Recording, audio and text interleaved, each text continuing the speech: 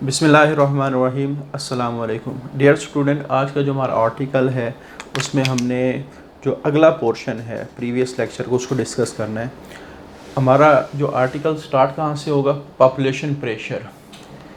जिस वक्त हम प्रेशर की बात करते हैं तो प्रेशर फोर्स का नाम है जो एक यूनिट एरिया पर लगाई जा रही है। तो इसको हम फिज़िक्स के एतबार से डिफ़ाइन करेंगे। प्रेशर यहीं से हम फोर्स को लेते हैं। तो इसको अगर हम पॉपुलेशन प्रेशर के हवाले से डिस्कस करें तो इसका सिंपल सा कॉन्सेप्ट ये है कि ऐसी फोर्स जो इन्वायरमेंटल रिसोर्सेज पर लगे और उसकी रीज़न क्या है? Due to increase in population, यानी आबादी बढ़ी, इन्वायरमेंटल रिसोर्सेज के ऊपर जो फोर्स लगेगी, जो बोझ आएगा, वो पॉपुलेशन प्रेशर कहलाता है। अच्छा, उसका फिर इफ़ेक्ट क्या होगा?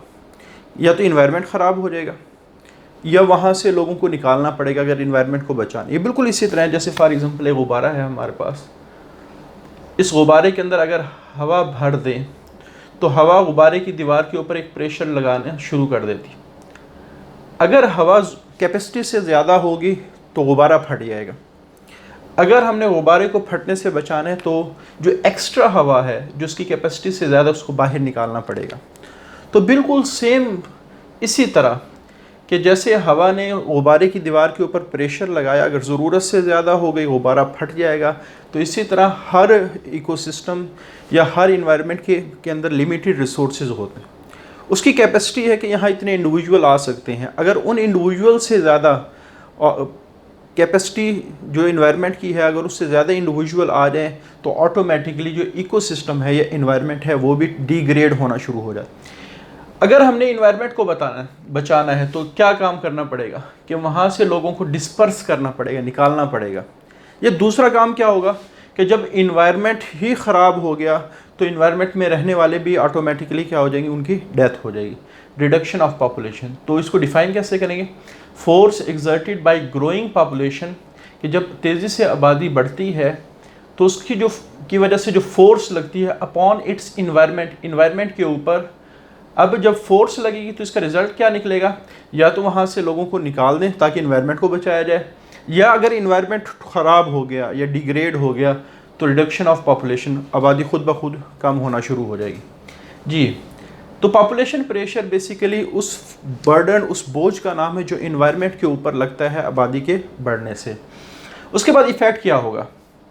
जितनी ज़्यादा आबादी बढ़ेगी उतनी रिक्वायरमेंट बढ़ेगी। जैसे ज़्यादा लोग होंगे, ज़्यादा एग्रीकल्चर चाहिए, ज़्यादा इंडस्ट्रीज़ चाहिए, और जितना एग्रीकल्चर और इंडस्ट्रीज़ ज़्यादा होंगी तो ये इन्वायरमेंट को स्ट्रेस में लेके आएंगी या इन्वायरमेंट के ऊपर बोझ आएगा।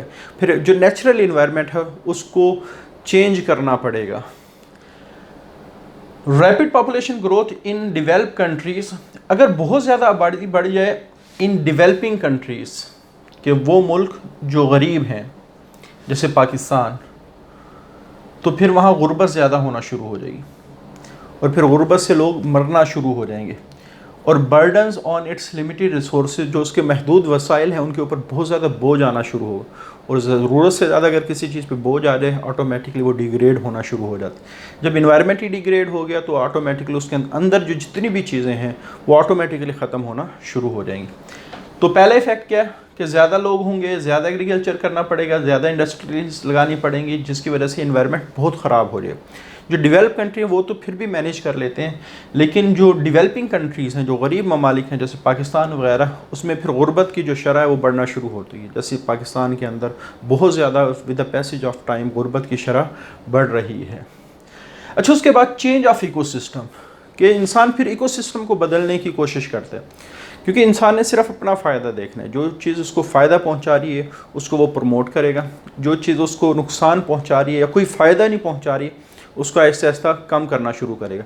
इकोसिस्टम जो नेचर ने बनाया है, नेचर अपने लिहाज से इकोसिस्टम को मैनेज करती है। ठीक है, तो एज ह्यूमन पॉपुलेशन इंक्रीज है, जो इंसान की आबादी बढ़ेगी, there is increase demand of food, food की ज़रूरियात भी बढ़ेंगी। तो वो क्या करेंगे, they convert the natural ecosystem. Natural ecosystem forest है, ग्रासलैंड है, ये वो इकोसिस्टम है जिनको इंसान क्या करना शुरू कर देगा, to artificially maintain agriculture ecosystem. तो खेत जंगल की ज़मीन को साफ़ करेगा, ग्रासलैंड की ज़मीन को साफ़ करेगा, तो ऑटोमेटिक और वहाँ काश्तकारी शुरू कर देगा।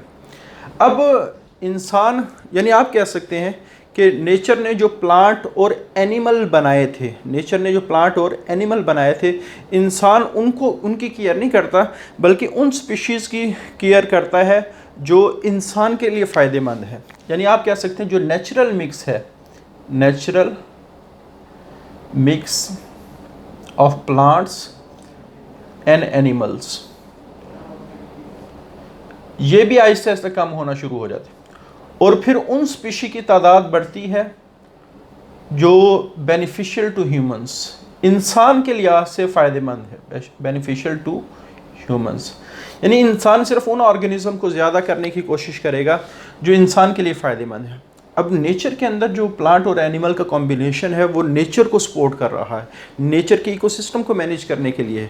इंसान ने सिर्फ उन स्पीशी को प्रमोट किया जो इंसान के फ़ायदे में, तो इसका मतलब है जो नेचुरल इकोसिस्टम है वो क्या होना शुरू हो जाएगा, डिस्टर्ब होना शुरू हो जाएगा। उसके बाद यानी अगर इंसान ने ये काम किया कि नेचुरल इकोसिस्टम को डिस्ट्रॉय करके एग्रीकल्चर को मेंटेन किया। अब एग्रीकल्चर जब कोई भी खेत लगाया जाता है तो फिर सिर्फ वो खेत की जो मैनेजमेंट वो इंसान की मेहनत पे डिपेंड कर रही होती। अब जो जंगल है या ग्रासलैंड है इसको तो नेचर मेंटेन कर रही होती, लेकिन जो खेत है वो उसको इंसान मेंटेन करता है। अगर उस इंसान ने थोड़ी सी भी सुस्ती दिखाई तो जो एग्रीकल्चर लैंड इंसान ने बनाई है, जो खेत इंसान ने लगाया है, ऑटोमेटिकली वो भी क्या हो जाएगा, ख़राब होना शुरू हो जाएगा। अब क्या, इंसान ने अपने फ़ायदे के लिए खेत लगाया, अब वो जब खेत लग गया और इंसान ने उसको सही तरह मैनेज नहीं किया तो वो खेत भी उजड़ जाएगा। तो होगा क्या कि जो फूड ओरिजिनल इकोसिस्टम में प्रोड्यूस हो रही थी, इंसान ने देखा वो कम है, अपना एग्रीकल्चर लैंड बना लिया, लेकिन अगर उसको मैनेज नहीं कर पाया तो ओवरऑल इकोसिस्टम की जो प्रोडक्टिविटी है, फूड है, वो कम हो जाएगा, जिससे इंसान भी ख़तरे में पड़ जाएगा, दूसरी स्पीशीज तो ऑटोमेटिकली ख़तरे में पड़ ही गई है। If these agriculture system are mismanage, अगर ये जो खेत जो इंसान लगा रहा है इनको सही तरह से मैनेज ना किया गया, the total productivity may fall below the original ecosystem, जो टोटल प्रोडक्टिविटी है वो ओरिजिनल इकोसिस्टम से भी कम हो जाएगी। और फिर जब कम होगी तो बहुत बड़े बड़े कहत आना शुरू हो जाएंगे, जैसे नॉर्थ अमेरिका के अंदर कहत आया, अफ्रीका के अंदर डिज़र्टिफिकेशन, इसकी बेस्ट एग्जांपल हमने चैप्टर 26 में पढ़ी थी, साहिल एक ऐसा पोर्शन है। इसी तरह एथोपिया, ये वो एग्जांपल्स हैं जो हमने चैप्टर 26 में पढ़ी थी कि इनके अंदर जो इकोसिस्टम था, नेचुरल इकोसिस्टम डिस्ट्रॉय हुआ और जिसकी वजह से आप कह सकते हैं यहाँ कहत साली आना शुरू हो गई, कहत पड़ना शुरू, और उसकी वजह से लाखों लोगों की क्या हुई, डेथ हुई। इसी तरह destruction of tropical rain forest, इंसान ने जब ट्रॉपिकल रेन फॉरेस्ट को डिस्ट्रॉय किया तो वो जो इकोसिस्टम है उसमें थाउजेंड ऑफ स्पीशी क्या हो गई, एक्सटिंक्ट होना शुरू हो गई। यानी इंसान क्या करता है अपने फ़ायदे के लिए, जब एग्रीकल्चर लैंड को बनाता है तो उसकी वजह से जो नेचुरल इकोसिस्टम है वो डिस्ट्रॉय हो जाते हैं, और नेचुरल इकोसिस्टम के डिस्ट्रॉय होने से फिर इंसान का अपना वजूद क्या हो जाता है, ख़तरे में पड़े। इन्वायरमेंटल सेक्रिफिकेशन के इन्वायरमेंट को कुर्बान करना, तो इंसान क्या कर रहा है कि अपने फ़ायदे के लिए ये जो इन्वायरमेंट है इसको डिस्ट्रॉय कर रहा है, इसको कुर्बान कर रहा है। अब इन्वायरमेंट अगर ख़राब हो रहा है तो इसका मतलब ये नहीं है कि जो इन्वायरमेंट में जो दूसरी स्पीशीज़ हैं वो ख़त्म होंगी, तो इंसान का अपना वजूद भी आहिस्ता आहिस्ता क्या होना शुरू। इंसान वक्ती फ़ायदे को देखते कि इस वक्त किस चीज़ की ज़रूरत है, बस उसको प्रमोट करता है, चाहे वो इन्वायरमेंट के अंदर बहुत ही ज़्यादा नुकसानदेह क्यों ना हो।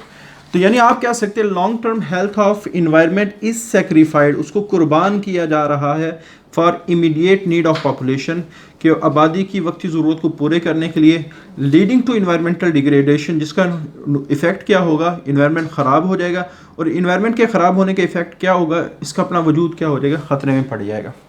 सोल्यूशन क्या है, ठीक है, जैसे लास्ट लेक्चर में भी हमने डिस्कस किया था कि आबादी का बढ़ना बहुत ज़्यादा मसला नहीं है, आबादी को सही तरह प्रॉपरली मैनेज करना ये बहुत बड़ा मसला है। अगर सही तरह मैनेज हो जाती है तो ऑटोमेटिकली जो आबादी जितनी ज़्यादा होगी वो एक किस्म की पावर है, एक किस्म की स्ट्रेंथ है। जैसे लास्ट लेक्चर में मैंने एग्जांपल दी थी चाइना, उसकी आबादी बहुत ज़्यादा है, दुनिया में सबसे ज़्यादा आबादी चाइना के अंदर है, लेकिन वो आबादी उसके लिए फ़ायदेमंद है, सुपर पावर बन गया है। तो इसी तरह आप ये समझ लें कि ज़रूरत इस बात की है कि जब आबादी बढ़े तो उसको अच्छी तरह प्लान किया जाए। तो only better planning protect degradation of environment can save the earth. अगर इन्वायरमेंट को बचाएंगे तो इसका मतलब है हम ज़मीन को बचा रहे हैं। जैसे फॉसिल फ्यूल की हम एग्जांपल लें, अगर उसको हम एहतियात से इस्तेमाल करेंगे ऑटोमेटिकली पॉल्यूशन भी कम होगी, जो हमारे रिसोर्सेज हैं वो ज़्यादा अरसे तक चलेंगे। To achieve the better living condition, तो अगर हमने अच्छी तरह ज़िंदगी गुजारनी है तो जो आबादी की जो ग्रोथ है एक एरिया के अंदर उसको कंट्रोल करना पड़ेगा। तो इसका मतलब ये है कि जो ही एक जो इन्वायरमेंट की कैपेसिटी से ज़्यादा आबादी हो तो कोशिश की जानी चाहिए कि उस आबादी को शिफ्ट उसके साथ वाले इलाके में या ऐसे इलाके में किया जाए जहाँ रिसोर्सेज ज़्यादा हों। तो जितनी ज़्यादा आप कह सकते हैं कि इन्वायरमेंट के अंदर कैपेसिटी से ज़्यादा आबादी होगी, इन्वायरमेंट के ख़राब होने के चांसेस क्या होंगे, ज़्यादा होंगे। अच्छा, आबादी बढ़ क्यों रही है, पॉपुलेशन एक्सप्लोजन, आबादी बढ़ क्यों रही है? सबसे पहले जो रीज़न है डिजीज़ प्रिवेंशन मेडिसिन, कि ऐसी मेडिसिन यानी डिस्कवर हो चुकी हैं जो इंसान को ज़्यादा जल्दी रिकवर कर देती है। जैसे एक सिंपल सी केस मैंने लास्ट लेक्चर में बताया था कि मलेरिया, आज से तकरीबन 40-50 साल पार या 70-80 साल पहले तो मलेरिया ख़तरनाक बीमारी कंसिडर की जाती थी। इसी तरह जो चेचक है जिसको मीज़ल्स कहा जाता है, ख़तरनाक बीमारी थी, पोलियो एक ख़तरनाक बीमारी थी। अभी ये सारी बीमारियां दुनिया से आलमोस्ट या तो ख़त्म हो रही हैं या कम हो रही हैं। वजह क्या? अच्छी वैक्सीनेशन की वजह से, अच्छी मेडिसिन की वजह से। तो उस जो इन बीमारी से जो लोग मरते थे, ठीक है, जैसे स्मॉल पॉक्स एक बहुत ख़तरनाक बीमारी थी, हज़ारों लोगों की डेथ होती थी, लेकिन वो सारी की सारी जो बीमारी है उनको कंट्रोल कर लिया गया। ऑटोमेटिकली जो डेथ रेट है, शरह अमवात है, वो ख़त्म होना शुरू हो गई। Personal, public and food hygienes, तो इंसान अपनी सेहत के एतबार से भी, आवाम की सेहत के एतबार से भी और ख़ुराक भी, हाइजीन कहते हैं अच्छी कंडीशन को, तो इस हवाले से बड़ा जो मुहतात हो गया है। जैसे अच्छी ये सारी जो बातें हैं, जैसे लास्ट लेक्चर में मैंने कहा था कि ये सारी बातें डेवलप कंट्री के अंदर ज़्यादा सूटेबल, ठीक है। हमारे में चूँकि बहुत ज़्यादा आबादी बढ़ रही है तो इन सारी चीज़ों में प्रॉब्लम आना शुरू हो गया, जिसकी वजह से हमारे मुल्क के अंदर जो डेथ रेट है वो फिर भी क्या है, ज़्यादा है बनिस्बत दूसरे मुल्कों के। तो disease prevention medicines, personal, public and food hygiene, इसी तरह न्यूट्रिशन को बेहतर बनाया गया एग्रीकल्चर के ज़रिए से, बल्कि अब तो काफ़ी सारे एग्रीकल्चर यानी ऐसे प्लांट को ग्रो करवाया जा रहा है जिसमें मेडिसिन ऑटोमेटिकली मौजूद होती। इंसान खाना खाएगा तो ऑटोमेटिकली मेडिसिन उसकी बॉडी के अंदर क्या हो जाएगी, ट्रांसफ़र हो जाएगी, जो मुख्तलिफ़ बीमारियों का इलाज कर सकती है। जो फूड के कंटेंट्स हैं उनको बेहतर बनाया जा रहा है कि एक प्लांट में ऐसा फूड प्रोड्यूस हो जो इंसान की सेहत के लिए ज़्यादा फ़ायदेमंद। इसको हम चैप्टर 23 के अंदर बायोटेक्नोलॉजी का जो चैप्टर उसको डिटेल के साथ डिस्कस करेंगे। अच्छा, इसी तरह जो रहने और जो लिविंग स्टैंडर्ड है ये इंसान का हाई हुआ, पहले से बेहतर लिविंग कंडीशंस आ गई हैं। चाइल्ड केयर के बच्चों ने वालिदैन ने अपने बच्चों की ज़्यादा केयर करना शुरू कर दी है बनिस्बत आज से 30-40 साल पहले लोग इतनी केयर नहीं करते थे जितनी आज करते हैं। मैटरनिटी किसको कहा जाता है? मैटरनिटी उस पीरियड को कहा जाता है जब बच्चे की पैदाइश होती, ठीक है। तो आपने अक्सर सुना होगा ये मैटरनिटी हॉस्पिटल है, यानी वो हॉस्पिटल जहाँ बच्चों की पैदाइश होती है वो मैटरनिटी हॉस्पिटल कहलाता है। तो जाहिर बात है ऐसे हॉस्पिटल क्रिएट किए गए जब बच्चा पैदा होता है उसको ज़्यादा केयर दी जाती है। पहले ऐसे नहीं होता था, अच्छी मेडिसिन अवेलेबल है, माँ के लिए भी फ़ायदा है, बच्चे के लिए भी फ़ायदा है। पेरेंट क्राफ्ट कहते हैं वालिदैन को ट्रेनिंग दी जाती है कि बच्चों की ऐसे तरबियत करनी। अगेन मैं कहूँगा कि ये सारी वो चीज़ें हैं जो हमारे मुल्क में बहुत कम है, जिसकी वजह से प्रॉब्लम क्रिएट होती। इसी तरह वेलफेयर सर्विसेज, बहुत ज़्यादा ऐसी सर्विसेज आ गई हैं जो, जैसे हमारे पाकिस्तान के अंदर 1122 की सर्विस है कि थोड़ा सा एक्सीडेंट हुआ फ़ौरन एम्बुलेंस पहुंच जाती है, लाइफ सेव हो जाती है। अब ये सारे वो फैक्टर हैं जिसकी वजह से इंसान बीमार कम होता है, जिसकी वजह से परेशान कम होता है, और ऑटोमेटिकली जब इंसान बीमार कम होगा, डेथ रेट कम होगा, तो ऑटोमेटिकली इंसान की जो आबादी है वो बढ़ेगी। अगर एक इन्वायरमेंट के अंदर, एक इकोसिस्टम के अंदर, एक जगह पे ज़रूरत से ज़्यादा आबादी बढ़ जाए तो उसका नतीजा क्या होगा? कंसिक्वेंट रिज़ल्ट को कहा जाता है। यानी आबादी बढ़ने का क्या रिज़ल्ट भुगतना पड़ेगा अगर ज़रूरत से ज़्यादा हो। फिर मैंने बात की कि जो प्लानिंग है, अगर एक इन्वायरमेंट के अंदर आबादी बढ़ रही है लेकिन प्रॉपरली प्लान किया जा रहा है तो ऑटोमेटिकली वो जो आबादी है वो फ़ायदेमंद ही होगी। लेकिन अगर उसको मैनेज नहीं किया जा रहा फिर ये प्रॉब्लम आना शुरू हो जाएंगी, जैसे ओवर क्राउडिंग कि ज़्यादा रश लग जाएगा, ज़्यादा लोग होंगे, रहने की जगह कम पड़ जाएगी। उसके बाद ज़ाहिर बात है जब रिक्वायरमेंट ना मिल रही हों तो ज़बरदस्ती जो लोग हैं वो रिक्वायरमेंट को हासिल, ज़रूरियात को हासिल करने की कोशिश करेंगे। चोरी, डाका, जनी, ये सारी जो बीमारी हैं वो आम हो जाएंगी। मोर क्राइम, ज़्यादा जुर्म होगा। वायलेंस एंड सोशल डिजीज, अखलाकी तौर पे इंसान गिर जाएगा। यानी ज़ाहिर वो सिर्फ अपने फ़ायदे के लिए सोचेगा कि मुझे किस तरह फ़ायदा होता है, चाहे वो करप्शन करे, चाहे वो किसी से बेईमानी करे, वो सिर्फ अपने फ़ायदे के लिए सोचेगा। उसके बाद starvation through the lack of food, खुराक ना मिले तो फाका कशी शुरू हो जाएगी, जिससे लोग, काफ़ी सारे लोग ऐसे हैं कि बच्चों को खाना नहीं मिला, उन्होंने खुदकुशी कर ली। तो इस तरह की अखलाकी तौर पे इंसान गिरना शुरू हो जाएगा। पॉपुलेशन विल आउटस्ट्रिप फूड, जितना उस इकोसिस्टम में फूड मौजूद है, जो आबादी है उससे ज़्यादा बढ़ जाएगी, तो जिसकी वजह से फाका आना शुरू हो जाएगा। फिर इंसान क्या करेगा, डिस्ट्रक्शन ऑफ कंट्री साइड्स, वो देहात को ख़त्म करना शुरू करेगा, हरियाली को ख़त्म करना शुरू करेगा, शहर आबाद करना शुरू करेगा, जिससे नेचुरल इकोसिस्टम क्या हो जाएगा, डिस्ट्रॉय हो जाएगा। प्लांट, एनिमल, वाइल्ड लाइफ, ये सारी चीज़ें ऐसी हैं जो इंसान डिस्ट्रॉय करना शुरू, सिर्फ अपने पेट भरने के लिए, जिसका इन्वायरमेंट ज़्यादा इफ़ेक्टेड होगा। और अगर इन्वायरमेंट इफ़ेक्टेड हुआ तो वक्ती ज़रूरत तो इंसान की पूरी हो जाएगी, लेकिन उनकी जो आने वाली जनरेशन है वो ख़तरे में पड़ जाएगी। तो ये हमारा आज का टॉपिक है। आज के लिए इतना ही। अल्लाह हाफ़िज़।